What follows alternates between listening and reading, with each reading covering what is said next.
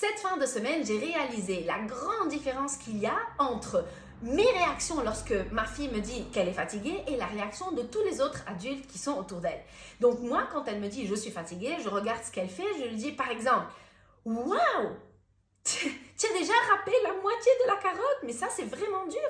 Laisse la carotte à table, tourne tes poignets un peu et tu continues lorsque tu es prête. » Les autres adultes autour d'elle lui disent « Ah, tu es fatiguée? Laisse, je vais le faire. Tu es fatiguée? Tu peux plus tenir? Laisse, c'est moi qui va le porter.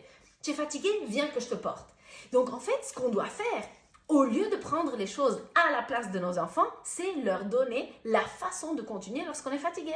Parce que c'est ça dont ils auront besoin dans le futur. Imaginez-vous, ils marchent, ils ont des sacs, ils marchent, ils sont fatigués. Qu'est-ce qu'ils vont faire? Ils vont regarder qui va prendre des sacs? Mais non, ils doivent trouver une façon de faire les choses tout seuls.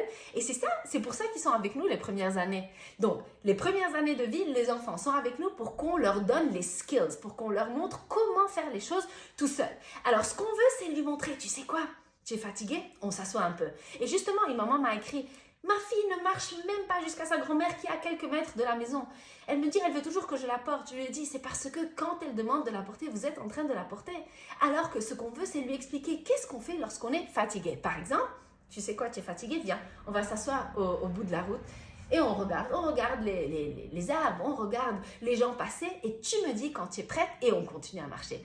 Mais je ne vais pas te porter. Donc là, je suis en train de lui donner les skills, comme ça, quand elle sera seule, elle saura quoi faire. Et à ce moment-là, ce qu'on fait, chaque année, quand l'enfant grandit, il aura quelque chose de nouveau à apprendre. Au début, ce sont les choix. Après, c'est se faire accepter par les autres enfants. Après, c'est être fatigué parce qu'ils commencent à marcher. Ils ne sont plus sur la poussette, donc dans la poussette. Alors, c'est savoir comment faire quand on se fatigue. Après, c'est être patient. Et si on leur donne les skills un à un, à ce moment-là, ils peuvent commencer à contrôler les choses. Mais si on fait tout à leur place et que d'un coup, on leur dit « Bon, maintenant tu as grandi, tu fais tout seul », c'est vraiment les plonger dans un genre de déprime parce qu'ils seront là « Mais je ne peux pas !» Alors, aidons-les.